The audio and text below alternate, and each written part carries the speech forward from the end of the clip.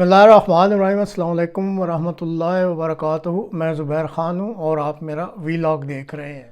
دوغلے پن کی انتہا آج کے پروگرام کا یہ موضوع ہے۔ مفادات سے بھری اس دنیا میں مکمل انصاف اور انسانی اقدار کا جنازہ نکل چکا ہے۔ طاقتور اور کمزور سب کے سب اپنے اپنے مفادات کے تحفظ کے لیے سرگرداں نظر آتے ہیں۔ پوری دنیا میں بہت سارے ایسے سیاسی لیڈر نظر آنے لگ گئے ہیں جن کے دو دو چہرے ہیں اور ان کی ہر سرگرمی اور ہر قدم سے دوغلے پن کا اظہار ہوتا ہے۔ آج کے پروگرام میں بہت سارے طاقتور ممالک میں سے صرف امریکہ اور جرمنی کا ذکر کرنا مقصود ہے کہ کس طرح سیاسی اکابرین اور حکمران اپنے دو دو چہروں اور دوغلے پن کا اظہار کر رہے ہیں۔ فلسطین غزہ میں 40,000 ہلاکتیں، جن میں نصف سے زائد تعداد بچوں اور خواتین کی ہے، 21,000 بچے مسنگ ہیں اور 7 لاکھ بچے در بدر کی ٹھوکریں کھا رہے ہیں۔ اس ظلم اور بربریت کا ذمہ دار، جس کے لیے بین الاقوامی عدالت انصاف وارنٹ گرفتاری کا کیس بھی بنا چکی ہے، یہ اسرائیلی وزیر اعظم ہے جو چند روز قبل امریکہ یاترا پر جاتا ہے۔ اور جیسے آپ اس ویڈیو میں دیکھ رہے ہیں، امریکہ کی کانگریس کے جوائنٹ سیشن سے خطاب کرتا ہے۔ جھوٹے بیانیوں کا سہارا لے کر اسرائیلی وزیر اعظم 56 منٹ خطاب کرتا ہے، جس کے دوران 15 مرتبہ امریکی کانگریس ممبران اس پر تعریف اور تحسین کے ڈونگرے برساتے ہیں اور باقاعدہ کھڑے ہو کر تالیوں، کہکوں اور نعروں سے خراج تحسین پیش کرتے ہیں۔ دوسری طرف جب روس یوکرائن پر حملہ کرتا ہے تو اسی کانگریس کو یوکرائن عوام بے گناہ اور مظلوم نظر آتے ہیں۔ روس پر شدید قسم کی پابندیاں لگا دی جاتی ہیں اور یوکرائن کو ہر قسم کے ہتھیار اور گولہ بارود مہیا کر کے اس کو روس کے خلاف میدان جنگ میں اتار دیا جاتا ہے، اور یوکرائن کی مدد کا یہ سلسلہ 2 سال سے زائد عرصہ سے جاری ہے۔ اسرائیل پچھلے 10 ماہ سے غزہ کے نہتے فلسطینیوں پر روزانہ حملے کر رہا ہے۔ 40,000 ہلاکتیں ہو چکی ہیں، جن میں زیادہ تعداد بچوں اور عورتوں کی ہے، جیسے ابھی بتلایا بھی تھا۔ 1 لاکھ کے قریب زخمی ہیں، لاکھوں در بدر ٹھوکریں کھا رہے ہیں۔ پورا غزہ ملبے کا ڈھیر بن چکا ہے۔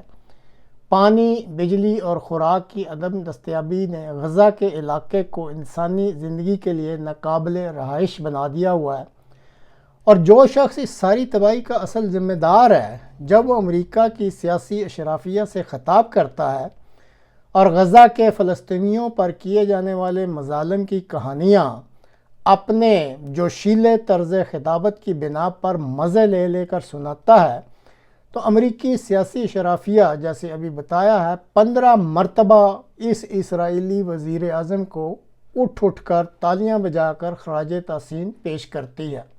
موجودہ صدر امریکہ جو بائیڈن اسرائیلی وزیر اعظم کا وائٹ ہاؤس میں استقبال کرتے ہیں اور ہر قسم کے تعاون کا یقین دلاتے ہیں۔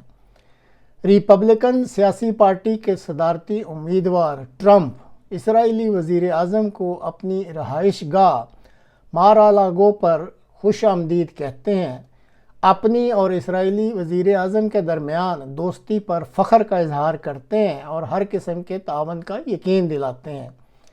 واضح رہے کہ یہ وہی ٹرمپ صاحب ہیں جو یوکرائن میں جنگ بندی کے لیے اتنے بے چین ہیں، کہتے ہیں کہ اگر نومبر میں ہونے والے صدارتی انتخاب میں وہ کامیاب ہو جاتے ہیں تو وہ وائٹ ہاؤس جانے کا انتظار بھی نہیں کریں گے اور روس اور یوکرائن میں وہ جنگ بندی کروا دیں گے۔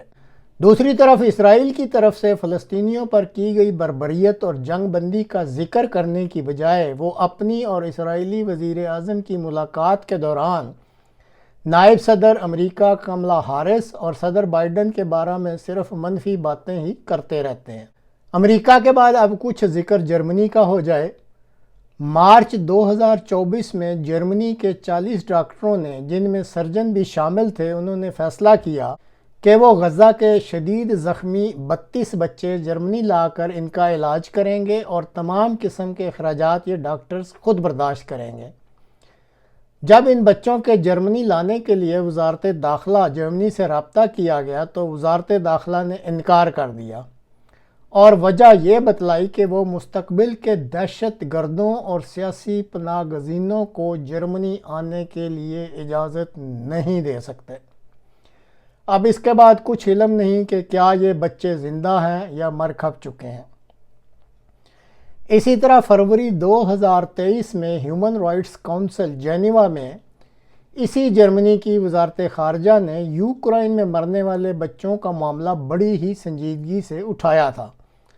اس کے برعکس غزہ میں 17,000 بچوں کی اموات، 21,000 بچوں کی گمشدگی اور 7 لاکھ در بدر ٹھوکریں کھاتے فلسطینی بچوں کے بارے میں علم ہو جانے کے باوجود جرمنی کی وزارت خارجہ کو غزہ میں بچوں کے ساتھ کی جانے والی اسرائیلی بربریت کے خلاف ایک لفظ بھی بولنے کی توفیق نہیں ملی۔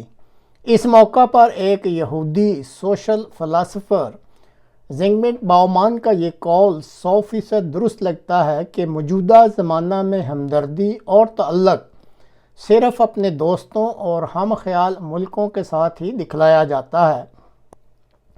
امریکہ اور جرمنی کے رویہ کو اگر اسرائیل کی غزہ میں بربریت کے حوالہ سے دیکھا جائے تو یہودی فلاسفر کا یہ جو قول میں نے ابھی آپ کو سنایا ہے وہ درست ہی لگتا ہے۔